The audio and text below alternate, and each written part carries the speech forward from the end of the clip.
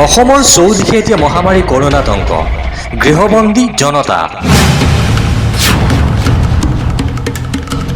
চিন্তিত নহয় প্ৰতিটো মুহূৰ্ততে জাতিৰ কথা কোৱা বৰাক ব্ৰহ্মপুত্ৰ পাহাৰ ভৈয়ামৰ কথা কোৱা মুখ্যমন্ত্ৰী সৰ্বানন্দ সোণোৱাল চৰম স্বৈৰাচাৰী আৰু দাদাগিৰিৰে নামনি সোৱণশিৰি জলবিদ্যুৎ প্ৰকল্প যেন নিৰ্মাণৰ সংকল্প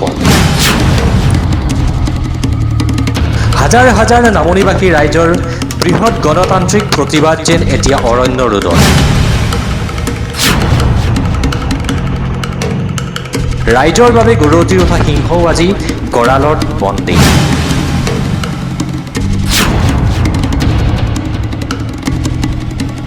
মহামাৰী কৰোণাৰ বিভীষিকাৰ সুন্দৰ সুযোগ লৈছে কেন্দ্ৰ আৰু ৰাজ্যৰ শাসনাধিষ্ঠিত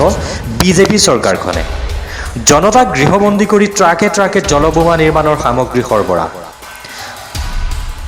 গহপুৰত আছু কৰ্মীৰে প্ৰশাসনৰ খণ্ডযুদ্ধ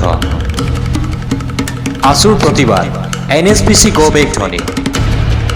সদৌ অসম ছাত্ৰ সন্থাৰ সাংগঠনিক সম্পাদক প্ৰজ্ঞান ভূঞাৰ লগতে ভালেকেইজন আছু সদস্য আটক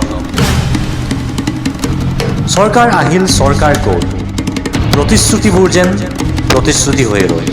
সকলোবোৰ যেন এটা ৰামঠ অভিনেতাবোৰ অভিনয় কৰি নেতা হ'ল